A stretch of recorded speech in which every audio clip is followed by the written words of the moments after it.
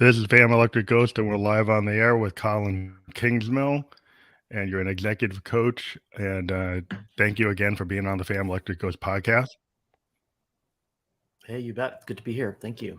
Thanks for having me. It's a pleasure. I want to let people know we are a featured podcast on the Oh, thank you. We're a featured podcast on the Newsly platform. You see that icon up there says listen on Newsly, and for our audience, if they use the coupon code GHOST, they can get 1 month free premium subscription on that platform. Again, we're featured there. We'll be on there later today, and then we're going to start today where we're actually going to let people know we're at episode 981 of the podcast, getting closer to episode 1000. We've been on the air tracking that on Apple Podcasts since 2016. And then again, for the people who are listening, we have your URL up as colinkingsmill.com, and that will be fully clickable when we're published on all the major platforms. But for the audience, if you can let them know, what would they find if they go to that URL? They'll find everything about me, really, kind of my journey and my story, how I work.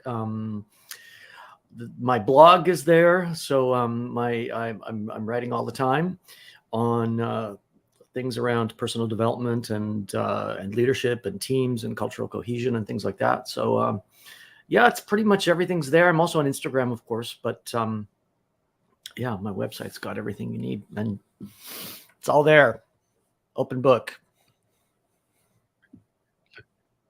So that's the one-stop shop to everything Colin Kingsmill. So that's great. So everybody can check that out. We encourage everybody to click the links of the guests that we're talking to. And this episode, we're actually going to get into 8 steps to overcoming fear and thriving in life. And we can maybe start with you're an entrepreneur, coach, and founding partner at Whole Human Coaching, and a strategic advisor to Kalo life.com. Yep. And you're authoring a book called Fearless: Crossing the Bridge from Fear to Bliss.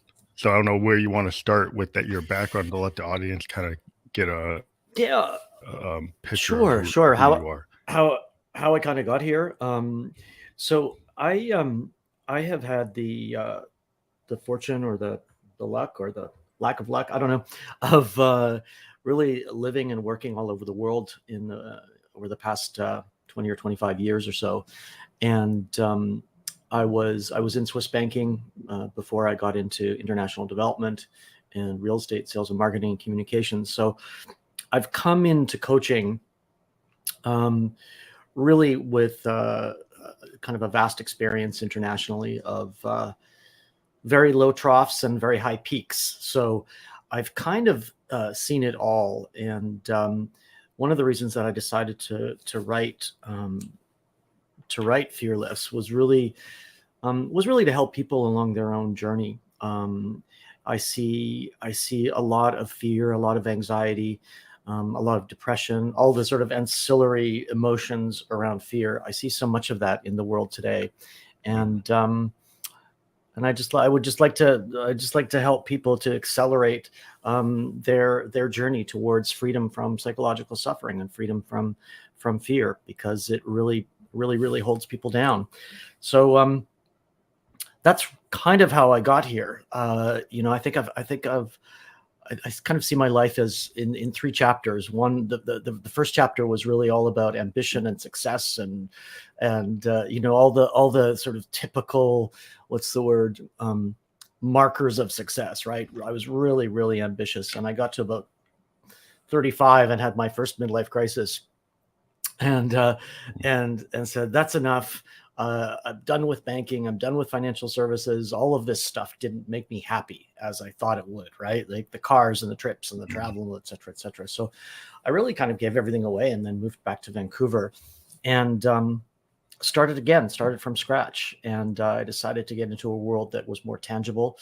So I got into real estate development, and it was an international. So I've worked and lived from Bora Bora to Los Angeles to the Maldives to Thailand. So lots of experience. And I've spent the last 12 years living all across Europe, from Montenegro, Serbia, Italy, Switzerland, and London. So I'm kind of taking this vast amount of experience and condensing it into the book. And really the book is part of my bigger mission, which is helping people rediscover their humanity, living and working in integrity, becoming fearless, and therefore becoming free. So it's freedom from psychological suffering. That's really the mission, or the goal, if you like. And 8 steps. I mean, it works for me, but let's see if your audience likes the idea.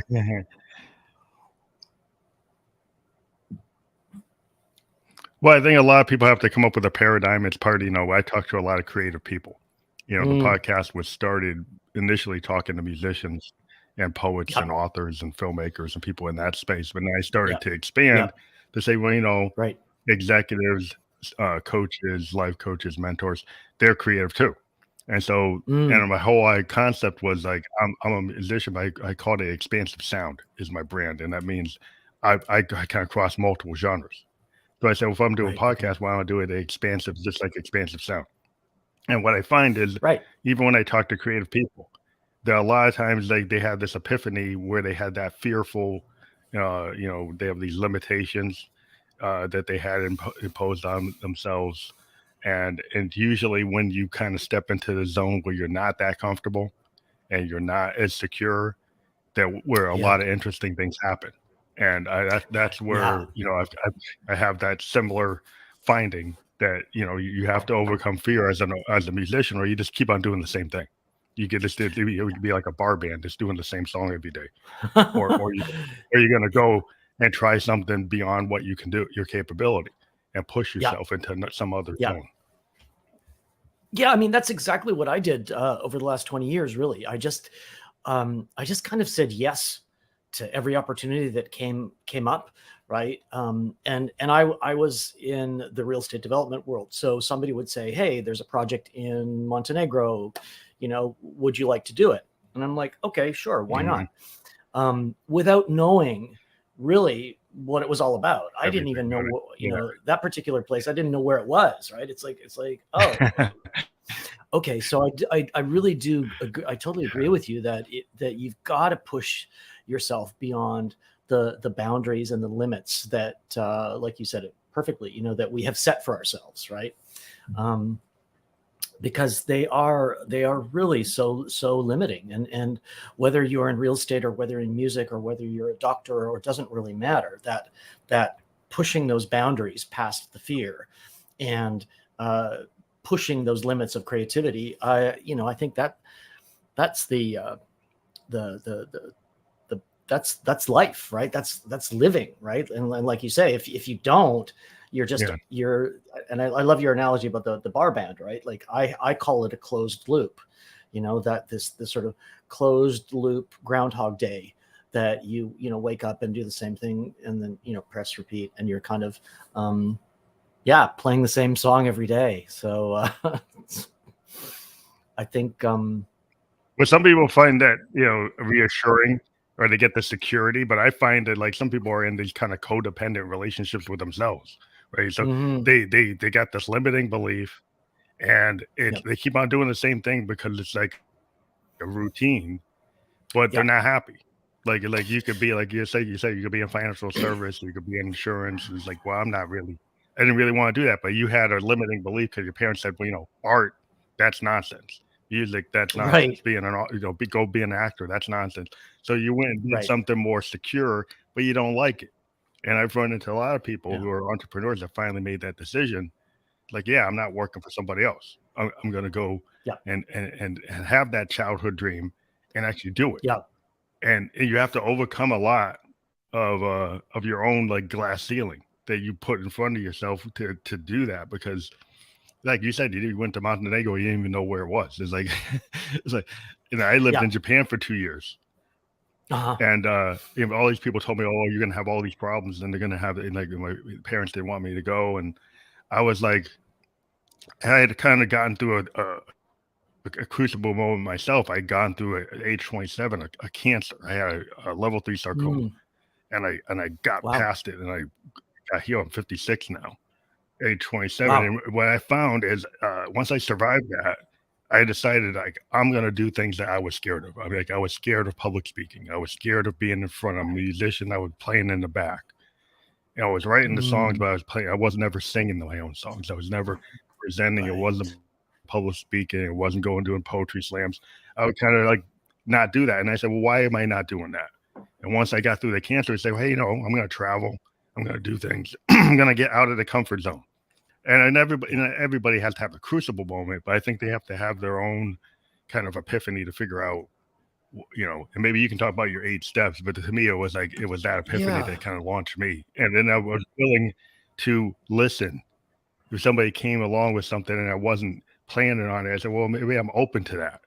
I'm open to Mm, maybe checking something out that I wasn't right. even thinking about. And then it becomes Right. something that's really big in my life. This podcast. I wasn't even thinking about doing this. A guy came to me from New Right. York and he said, hey, why don't you guest on my podcast? I said, what's that? And we did it. And then I stayed.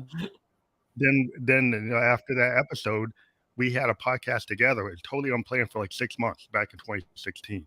Then he Right. kind of gave Right. up on it, and I kept on going. And it wasn't even anything that was on the plan.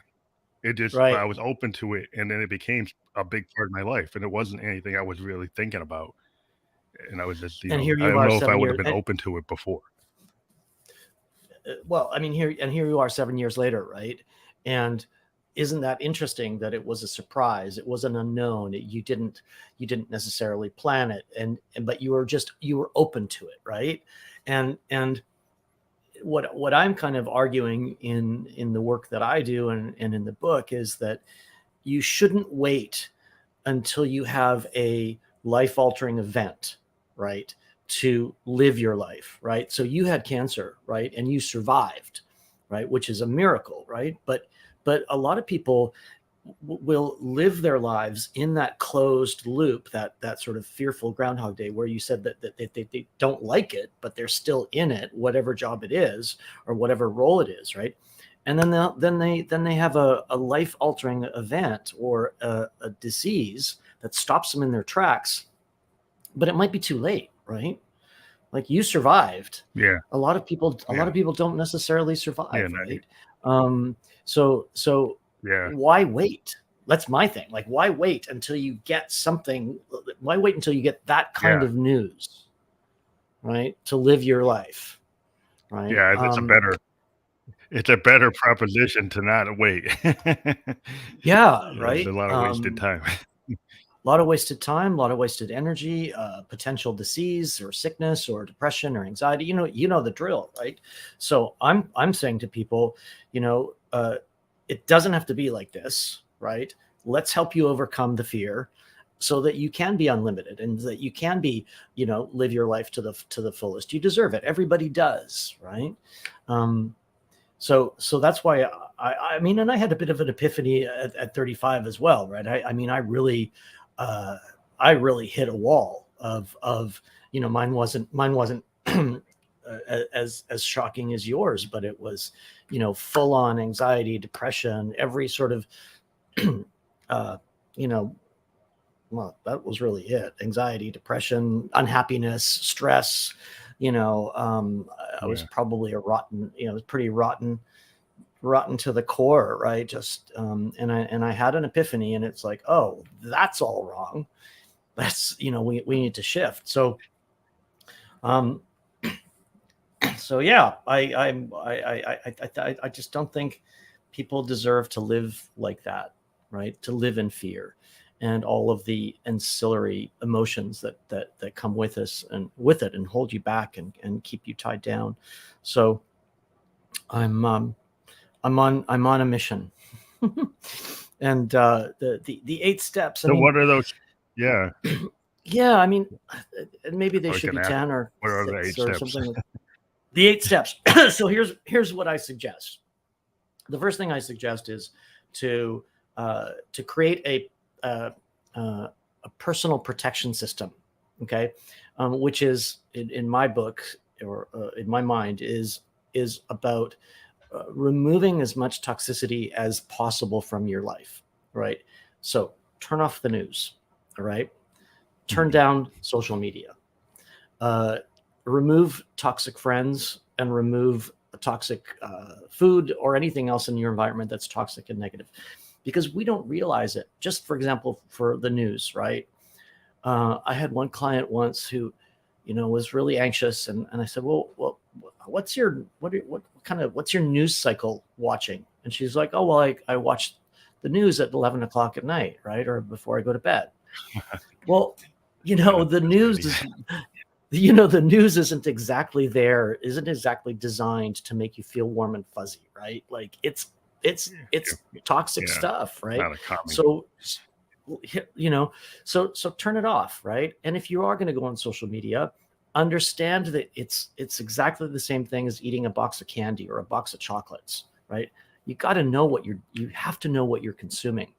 So all of that stuff feeds the fear that you may already have inside of you. So turn it all off. That's step one. Okay. And if you want to get informed, but you're not going to get informed with the news, right? So I say to people, get informed, turn off the news, right? There's a million ways, not in the age of information and the age of knowledge and the internet, there's a million ways to find out what you want to find out, to learn what you want to learn, to be a subject matter expert, whatever it is, right? Culture, geopolitics, whatever. You can dive deep with the specialists and with the authors, the writer, anyone, right? But turn off the news. That's step one. Step two is deeper. It's just not serving you. It's serving the advertisers, and So that's really step one. Step two is design the future that you want. Okay, so a lot of people will go through life. I don't want to say as a victim, but sort of not in control of their destiny, right? So I say to people, if you want to reduce the fear and build the more confidence and more resilience, have a very specific idea of where you're going, right? So, a sailboat doesn't go out to sea without a precise destination, right? So I use the sailing analogy a little bit because I don't know, I just like it. But chart your course. Where are you going? Plant that milestone marker out there, 5 years or 10 or 3 or 2 or 1, whatever works for you. The time frame doesn't really matter, but know where you're going. Design a picture of it, right? In great detail. Like, what kind of friends do you want? What kind of health do you want? What kind of furniture do you want? What does every detail of your life look like? And that can come out from a vision board to journaling or whatever you want, but make sure you're very specific about the design of your life. I'm really arguing with people to become the architect of their life, become the captain, right? As opposed to just navigating or being like a ping pong, not a ping pong. What are those things? Those arcade games where the ball just, pops around, a pinball machine, right? You don't want to be that. You want to be the captain. Okay. So design precisely machine, and a lot of people, I think, feel that way, right? That they're just bouncing from, job to job to obligation, etc. So that's really step number 2. Have a really specific idea of where you're going. And then there's great research out there today about how to break down those goals to make them achievable, right? So if you have, I don't know, whatever your destination is, but if you put a Ferrari up on the fridge, or you just have a motivational sign somewhere on your wall, that's not enough, right?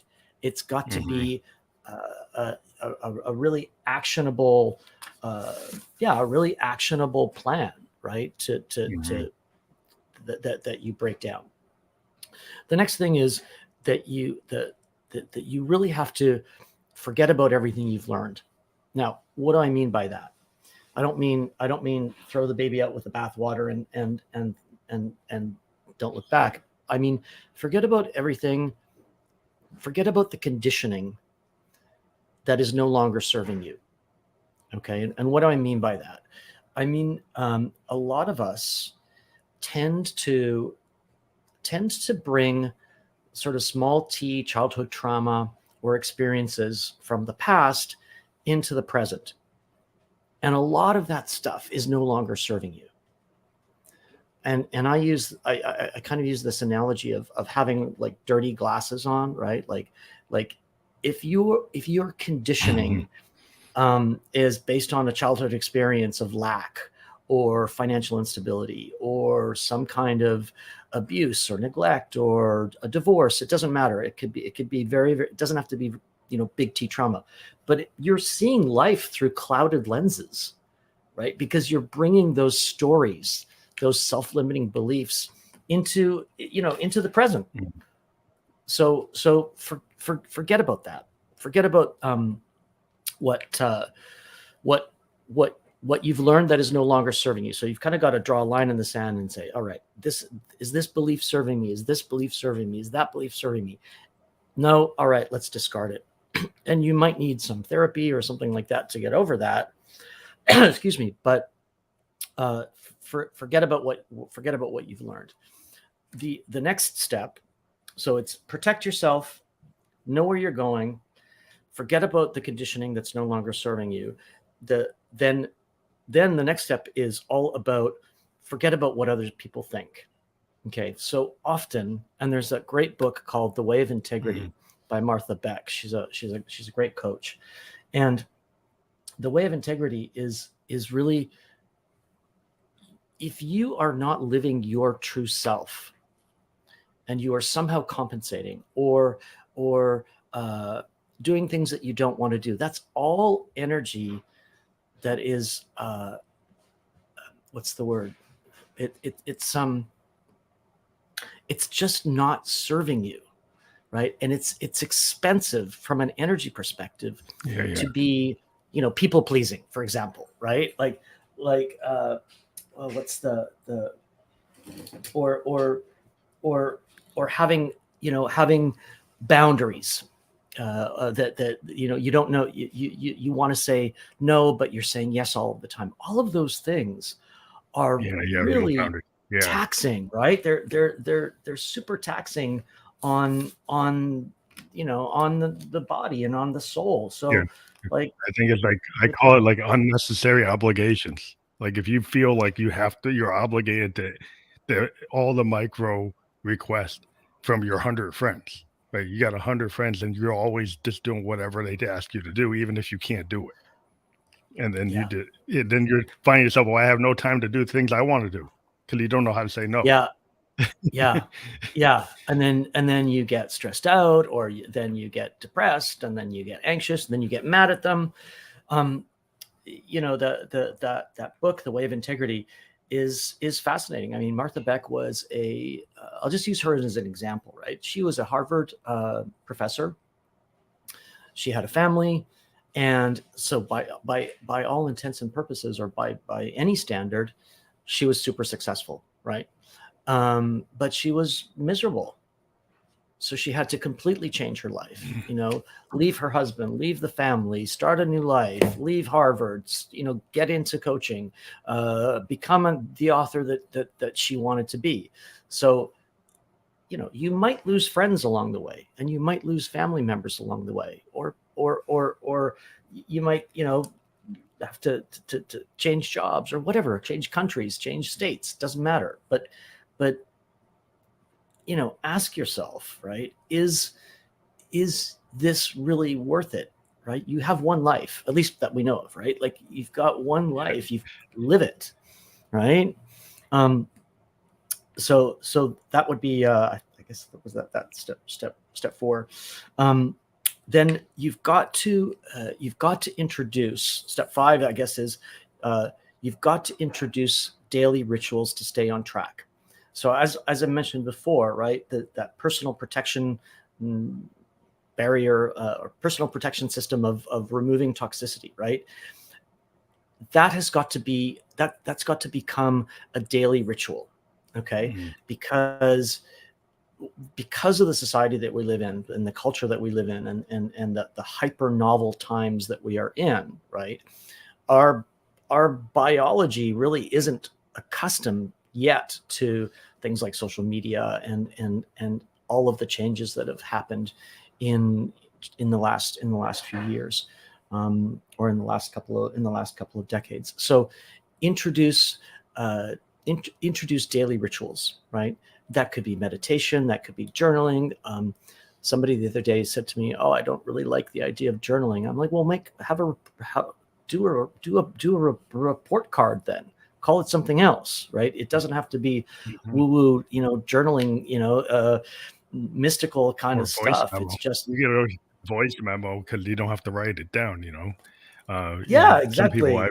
do that voice of journaling, and then you can just be on Yeah, your phone to be out for a walk. You can still do it. So, having to write it down, then the people say, oh, "I'm not going to do it." Like if I got to type it or I got to write it, but when you speak, you always speak.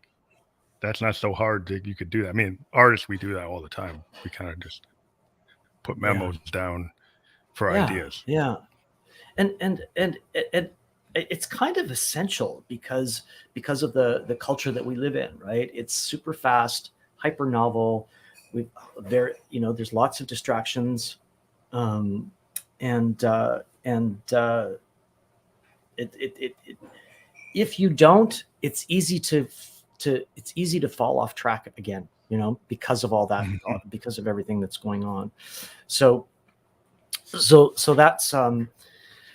that's really it. I just dropped something over here. 1 second.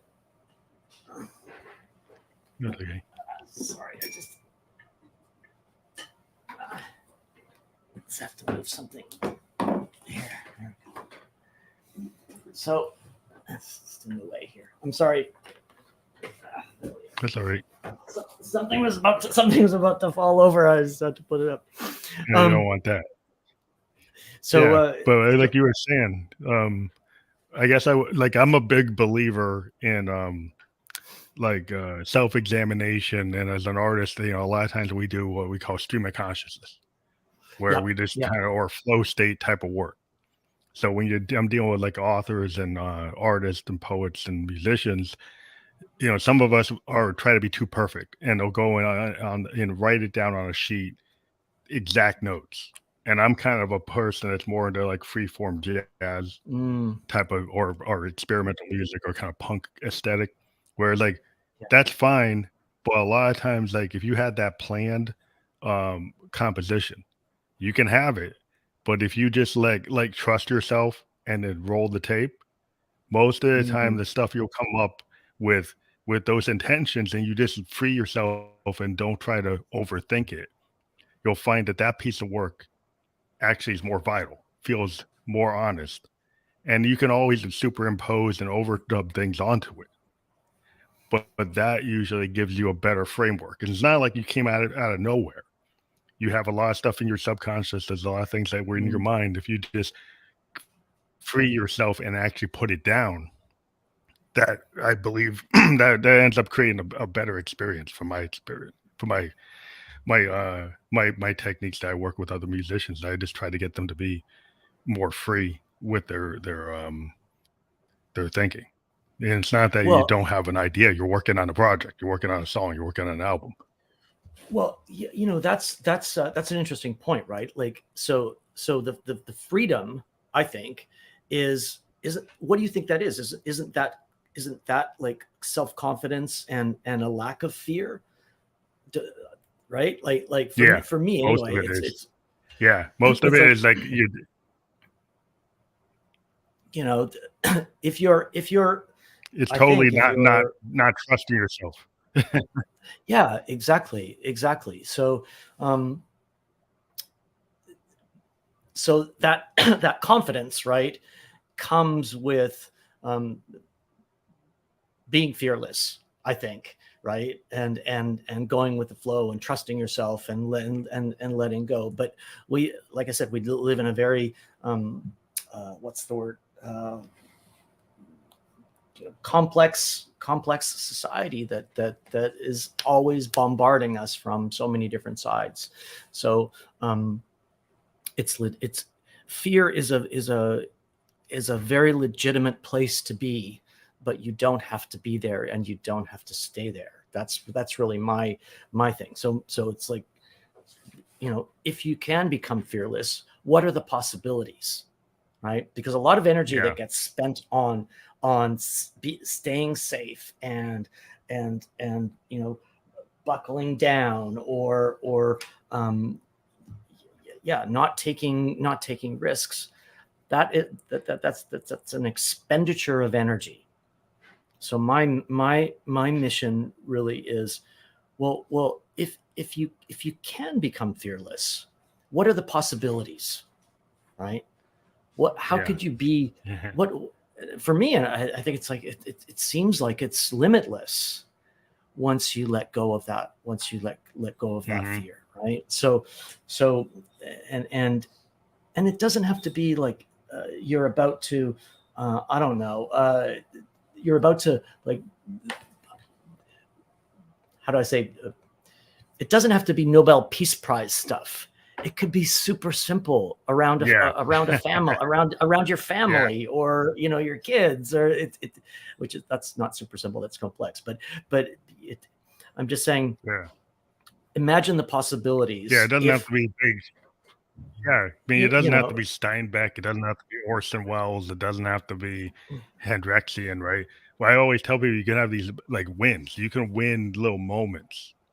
But so many people, I know artists that have these big backlogs of material, and they're so scared to show anybody most of it, right? And what I find is I find people try to come to me and they'll try to show me that they can be relevant based on cloning whatever's popular. And I'm like, that person already did it.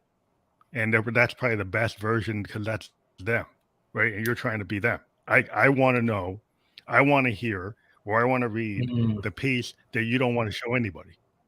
That's the piece I'm interested in producing, because I think that is more authentically you, and that's going to be your advantage instead of trying to be Taylor Swift or Beyonce or Aerosmith or something. They already did it. So why don't we just find out what you have and make that the best version of you? Like, as a producer, give it the best sound. I'm not going to go and rewrite it, because some producers, what they do, they try to take somebody and put them into their style, and they make their style, like they clone it, and they have 10 other artists that sound the same. To me, it's like, why would I do that? Yeah. I would rather take that person, their demo, and make that demo sound like the best version of themselves, and not really radically shift or change it, or just make it better. And that's a different approach, but some people don't do that because they're trying to be somebody else. Precisely to my point about living in authenticity, right? And being the true you, because I think that's the real gift, right? We're all on this planet for some reason, okay? And you and I and the people that you work with, we didn't just land in this moment of space and time to just get by or just deal with stuff. Think about that, right, for a second. We the fact that you and I are here is a mathematical miracle, right? And so don't squander it, right? Like, don't squander it. And that whole, I love the music analogy, right? Like, sing your song and shout it from the rooftops, because there's 8 billion of us, and it's going to resonate with someone. You're going to find your audience if you are true to yourself. And that's why authenticity is so important. So, protect yourself, be authentic, nourish yourself. And one of the other points that I also make is you've got to listen to your body, right? So often we're in this culture of not enough, right? And a lot of how should I say this politely? There's a lot of medication out there, right? To dampen and to fix and to and there's but you can see it just in the United States and Canada, the amount of mental illness and lack of mental health that's out there is unbelievable, right? So I'm not sure why I went down this path, but Yeah. if you get clues from your body, whether it's stress or tension, or you feel it, anxious in your gut, or headaches, or etc., you've got to listen to your body, right? There's a beautiful book called well, it's quite a bit. It's old now, but it was called When the Body Says No, and it's all about Hmm. your body's telling you a story, and and often it's telling you a story of something that you're not dealing with, or you're not diving into, or you're not fixing, or you're maybe fixing it, but you're fixing it with medication, so you're just covering up the symptoms. And again, that's if you're doing that, you're dampening, somehow you're dampening your song, you're dampening your authenticity, right? Through the medication, which we're also Yeah. which is useful, but listen to your body, and don't suppress the symptoms of what it's telling you, right? Because they'll catch up with you. Yeah, I think a So lot of times we don't really hear, and it's like this, like you don't listen to your body, and you actually don't listen to other people. See, a lot of people, mm, when they're in the conversation, they're thinking about the next thing they're going to respond to, instead of mm, actually living, being present, and actually yeah, understanding what is actually happening. And I think that we do that, yeah, with ourselves, and we do it with other people. And I think what happens is, like, if you finally can become present, if you can actually mm, become attentive, and you actually are yeah, listening to the inner and the outer, mm, it's kind of like this holistic idea, because a lot of people want to take one leg of something and put everything into that, when you need yeah, multiple aspects of everything, like your body, your mind, your soul, your spirit, right? And they just work on the mhm, body, and yeah, then they don't work on the spirit or the heart, and they just, like, ignore it. yeah, That's not going to work, because like it's a holistic thing, and so people, they take a piece of it and they wonder why it doesn't yeah, work, because they're not looking yeah, at the whole big picture. And it's like the whole idea. I went to, through school with the Socratic method and the holistic method, and you get these people who just mm, do exams, multiple choice, and they didn't really get the concept. But when I was in right, school, the professor at the end of the term, you got to do the blue book, and you got to put it in your own words. Did you really understand what mm, he was teaching you all year? And if it wasn't a multiple choice, and if you couldn't actually put it in your own words and piece it together, then you yeah, didn't have the critical thinking to pass the course. I think a lot yeah, of people, just thinking, like, if I can do the multiple choice and just kind of wing it, that's not exactly how you actually understand how to apply what you're ingesting. You well, need to understand at a deeper yeah, level. yeah, I totally agree. I mean, there's no shortcuts, right? In life, and if you do take the shortcuts now or early on, they will catch up with you, right? They always do, I think. Um, and again, we live in a society, I think, today that incentivizes the quick Shortcuts. fix, right? It's like the junk food life, right? Um, and it Yeah. doesn't it's not serving you. And then that's one of the reasons why we created whole human coaching, right? Because I felt, and my colleagues felt, that Mhm. that so often, and I'm sure you've seen this, coaching kind of keeps not keeps but the traditional coaching models are quite rigid, right? They keep Mm, keep you yeah. on track, and we think that we need to look at people much more holistically. So if I see something going Mhm. on with someone, and I'm like, oh, what's going on with your nutrition? Like, are you depleting your microbiome, or like, or is there a small t trauma that you haven't looked at, or you know uh, so so so that's why we kind of really try and look at people much more holistically, because life is complex, right? And work, and especially now with smartphones, and work and life, and it's all blended into one, right? So I don't think, like you say, you can't just, you know I don't know, just go to the gym and think you're healthy, right? Yeah. It's like, well, That's gonna your solve it body, all. you know, That yeah, exactly. is Um, well, and yeah, and that is totally right, yeah. I've run into that because then you get this kind of alpha, not to put down the alpha male, but you get an alpha male gym coach and they've got this plan. And if you mess up on any step of their plan, you got to start all over again. And the thing is about life, it's like if you're an alcoholic and you actually, you're in the step and then you have a drink, it's like, well, do you just throw the whole thing out, or do you try to get somebody to not give up? Because if you right, keep on making them go back to the start, it's like they tend to not finish it. Like if you're a musician and you don't kind of lay it down and you just keep on starting and stopping, then you just give up, right? If you don't yeah, actually put the complete thought out. Like you talk to authors, is like, hey, I went and had a flow state and then suddenly came up with this new whole chapter, but I was trying to plan it and planning was like hitting the wall. And then I just went to the flow state and I actually solved it. yeah, Well, like if you feel so rigid, I got a flow chart, I got a storyboard, I got a character develop, and I can't even write this chapter until this character is fully flushed out.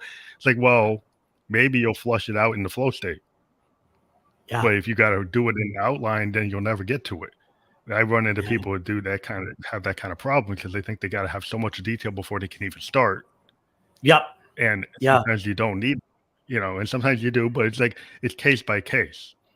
And you got to be willing to kind of whatever serves what you're trying to do, figure it out. And it's not always going to be the same. People always yeah. want the same solution to different problems. And it's like, that's not going to happen. Yeah, I call it like the Groundhog Day of life, right? Like get up and repeat the same thing every day, right? And so something about what you said is interesting, I think, because I think a lot of times people will not go into the flow state because because of fear, right? So that the idea of having to have everything perfect on paper, right, is a distraction, is a coping mechanism not to go there often. Not Yeah. not everybody, obviously, but that that idea of perfectionism, right, prior to the flow and the creativity is a place of, it's also a place of fear, right? That having to have everything absolutely perfect is a derivative of fear, because you don't you don't want to you don't want to let go or go into the unknown or go into something new, right? So it's like, oh, keep everything perfect in its little box, with its ribbon tied tight, so you don't go there. And again, that's I'm like, well, what would happen if you weren't perfect today, right? What would happen if you went into, what's the problem? What could possibly happen?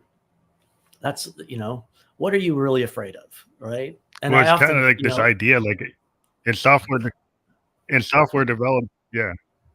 Yeah. Sorry. But in software development, we had a style back in the 70s and 80s, waterfall, and still exists. But now we're in this idea of agile. And the agile method is kind of what you deal with every day when you wake up and you see your cell phone app is now version 1.12, 1.56, 1. Whatever. yeah, Because now we know that we don't know everything. And the project is not actually over. So it used to right, be that we couldn't release the software until it was 100%. So it'd take a year or 2 years to actually do it. Now we can right, actually release it in phases, saying that we're going to release it with what we know, and then whatever we learn or other features that aren't ready, we'll release later. And yeah, that iterative approach, people are not usually willing to do.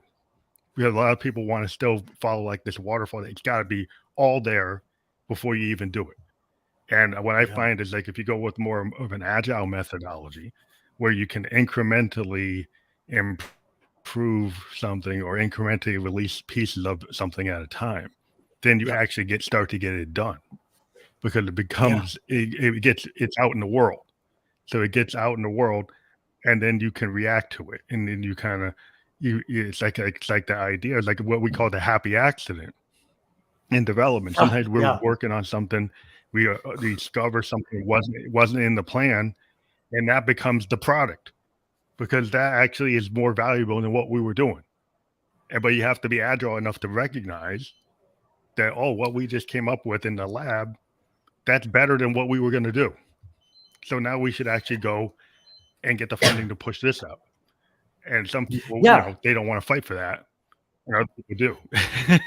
well, I mean, that's kind of my point about possibilities, right? Like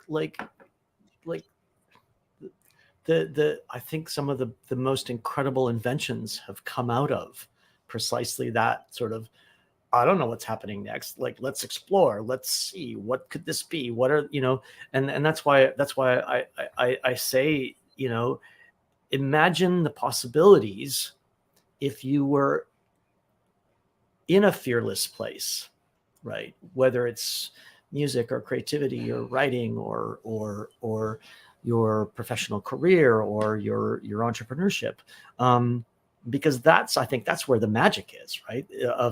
And that's where some of the best inventions and songs and books and movies and all of this has come out of. It's pushing. You have to fight for it. You have to fight for this though, because a lot of times the weight of the world is that's not predictable. That wasn't in the plan. We don't have the money. I don't know what that is. That's not on my plate. So people will just push it away. And the people who push, sometimes you get in trouble. Like the people who want to be creative, they get in trouble. They say, well, this guy's a problem. This guy's like, he's an issue, because why does he keep on pushing against, he's going against the grain. But that's what happens. Like, sometimes you have to realize that if you're going to be in that mindset, you might be like that person that's out there is the pioneer. Like, there's nobody else out there, right? So everybody wants to have the plan, and there's no plan. Everyone wants to know, well, is it going to be profitable? Well, I don't know.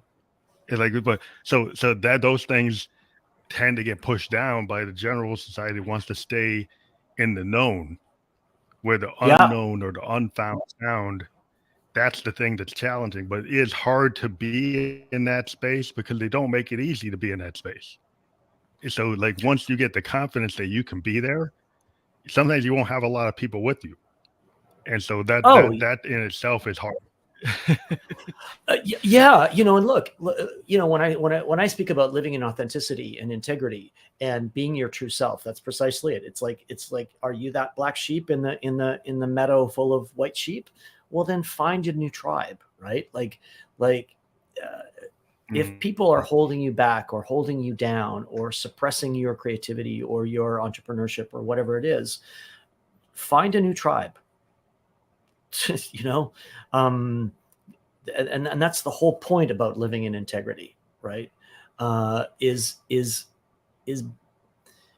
being your true self, being the hero that you are, being as the creative individual that you are, or being the best mother that you can be, or the best dad, or whatever it is, right?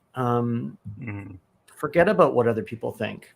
If you're convinced about something, right? If you in your soul, if you feel that you've got that idea, or you've got that nugget to be, creative in that way, go for it. And if people are saying no and judging you, and change friends, get rid of them, find a new tribe. And that's what's wonderful about social media too, right? Is that whatever you're into, you can find your community, right? Yeah. That's why I try to point out to people. Yeah, because like a lot of people are like, well, you could go with the trend that's got 1 million views or 1 billion views, or you could start the new trend, right? So like there's a lot of people like, well, I'll go put a cat video out and put the same song that 1 million other people put on this, so I can get 1 million views. But that song's out there 1 million times, and 1 million different videos that have nothing to do with the song. So you could go and do that and you get 1 million views, but what did that really mean? It really didn't mean that much, right? So, but if you go out and put something out that's unique, then you start to get people who will follow you because of what you did, right? And it's not because of that song you put on it that everybody else listened to. It's because of what your original content or your original idea. Yeah. And a Yeah. lot of people would rather, kind of put out what gets the million and think that that means it's successful. The problem with the way things are today, well, you could use AI, you could sample something that was already successful. That doesn't necessarily mean that you have talent, right? It just means that you know how to kind of jump on the trend. So the Yeah. question is like, are you? It goes back to authenticity and honesty, Mm. and not trying to be perfect, and just Well, trying to put it out there. And it does take a little bit of courage to do that. I think it does, and for me, I think it's related to, or that concept is connected to this idea of do you just want to be pushing stuff out, right? Do you just want to be broadcasting, right? Stuff that's already there, or do you want to come up with your own thing, your unique, I don't know, proposition or idea or concept? There's so much broadcasting out there, just Mhm. pushing out, like you say, that's been used, that's been done, that's been authenticated, that's been, that's got 1 million views or whatever it is. And I'm just going to do the same thing because that's where I find my sense of self-worth, right? My sense of worth is in those numbers, right? That I see on the screen. But it's self-limiting, isn't it? Right? If you're just pushing out the same stuff that somebody else has done for Yeah. the clicks. I mean, you didn't arrive on this planet at this moment in space and time. You didn't come here to regurgitate. I don't think. Right? You didn't come here Yeah, I just to don't think cut and so. paste. That's Right? why our minds are so creative that to just do that is kind of like why I call phoning it in. Like if I see a That's a guy good one. and in the in the studio and he's just doing the same bass line and it doesn't resonate. And I'm Yeah. like, you need to kind of step up because that's Yeah. not resonating. I've seen you do this, using that in like 10 other songs. It's like, I don't want that. I want you to Right. hear what we're doing and Yeah. do something that's going to add to it, or we get somebody else. So Exactly. because like that's not what I expect. I expect you to try to be in the moment, hear what we're doing, and actually step up to the moment and do something that I know you can do. But maybe some other people just want you to do the same thing you always do. But that's not what I Yeah. want. I want you to kind of get out of that. And then they're going to have to work a little bit, because then they have to be present and they have to think about it and they can't just phone it in. They can't just do what's easy, is to just do what they always do. And, I think that's where, you challenge people because you respect them. I respect that. I know he could do it, or I know she Yeah. could do it. I know they could do it. It is maybe people don't give them the opportunity to do it. So I'm going to give them the opportunity to show me what they can do. Yeah, I love that. I mean, that's brilliant. I mean, I do a lot of that with my work as well, right? It's like, um, uh, I know you can do it. You don't know you can do it because of those lenses of those self-limiting beliefs, right? It's like I can't, that song, I Can See Clearly Now, right? It's like Yeah, yeah. a lot of people have lenses on in front of them and they can't see clearly, right? And it's like, so Mhm. my job is to help them remove those curtains, if you like, or remove those opaque lenses. Come on, you can do it. Mhm. And then that's where the magic is, right? That's where, yeah. And I'm sure you see it in music and anything creative is get out of your own way, Yeah. right? Yeah. Yeah. And I see wrote this I and see wrote what this song happens. I wrote this song called Never in Her Own Way, which means I was just had this character. I came up with this character, and then she's like very independent woman, and Yeah. she never stands in her own way. Mm, And that was like brilliant. the idea, was it kind of like this, like, concept of like you have that famous line when you're a creative writer is like baby shoes never worn. Right. So I say, well, you create this character like where she never stands in her own way. So what does that mean? So Oh, you could start to interpret, well, what would that mean for that character? Right. And so if when you're a writer, if you can create something that causes people to think, right, it causes people to yeah. And the way I look at music and, being a writer, it's the same idea. Like if you could just do something that's a jingle, or you could do something that's thought provoking. Yeah. It makes people think about the character and want to understand, like, well, who is this person? And that's like, to me, like, why you want to be a creative person is you want that.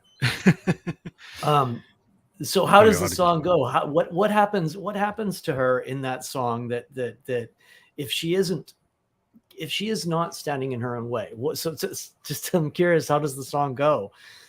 What happens to her? But basically, it's kind of about like she's a independent woman who has her own ideas, and out there in the world today, you have people who just sample, who use AI, they use beats. There are people, but she's gonna go out there and have a punk aesthetic. She's gonna go out there kind of like in the CBGBs kind of era, like the Ramones and the Talking Heads, and she, Patti Smith, and she's gonna go out there and be herself, and then not stand in her own way of let the things like the cobwebs in her head and the noise make her think that she has to be this. She's gonna actually self-actualize like Bowie or Lady Gaga and actually be that person. That she's gonna not care what the critics think. She's not gonna care what the haters think. She's gonna not care about what her own limiting beliefs made her think. She's just gonna go out there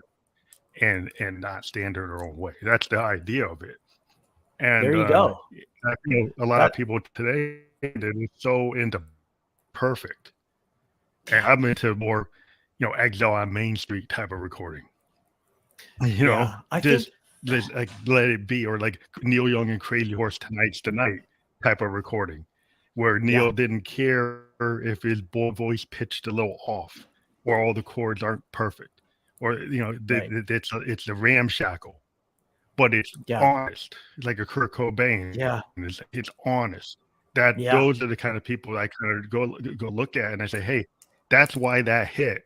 It wasn't because it was perfect, because Kurt was willing to put his heart out there.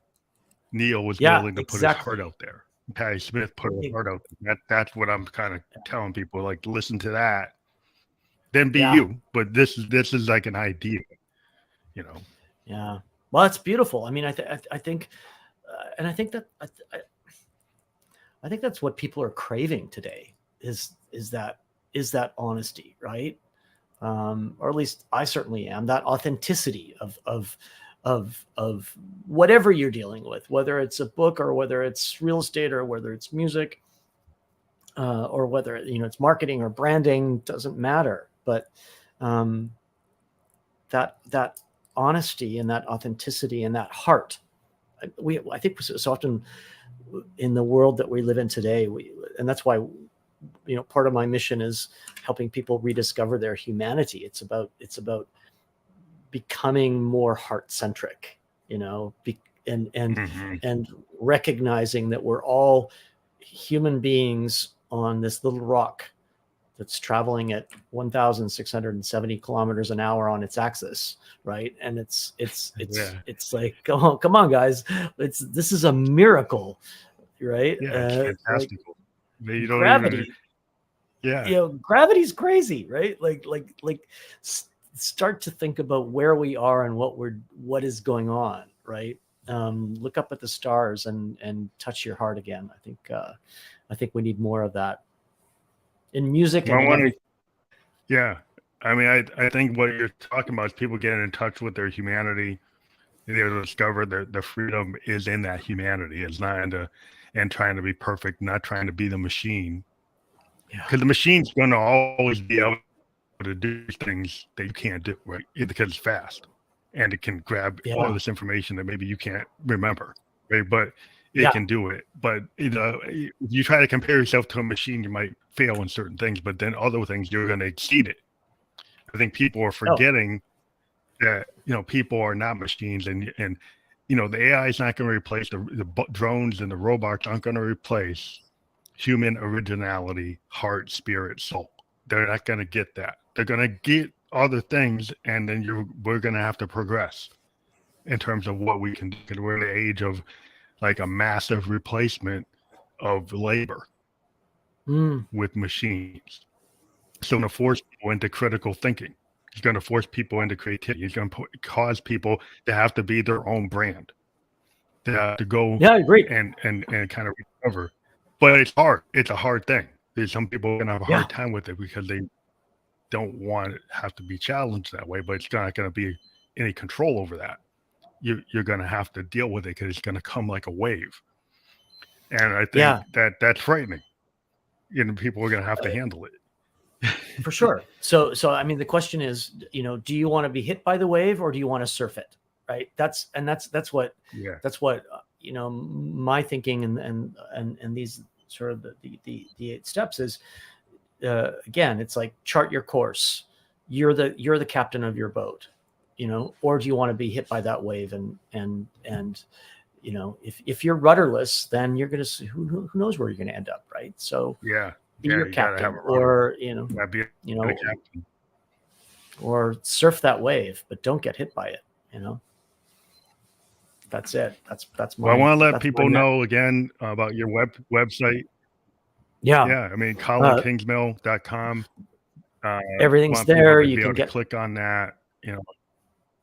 Yeah, you can get in touch with me there. I'm also on Instagram, same name. So let's have a conversation. I love speaking with people about all this stuff. So reach out, come say hi. Yeah. So everything that we've talked about and further, we'll be able to dive into it deeper there. So I do encourage you to, you know, all the audience, I do encourage them to click on the links of the guest that we're actually talking to. And again, ColinKingsmill.com. That's fully clickable when we're published on all the major platforms. We do create a landing page, so people can just choose which platform they want to watch or listen to the podcast. That'll be available later today. And I want to thank you for being a guest on the Phantom Electric Ghost podcast. It's been a pleasure. Thank you so much. I really appreciate it. Well, have a good day. Yeah, you too. Have a good weekend.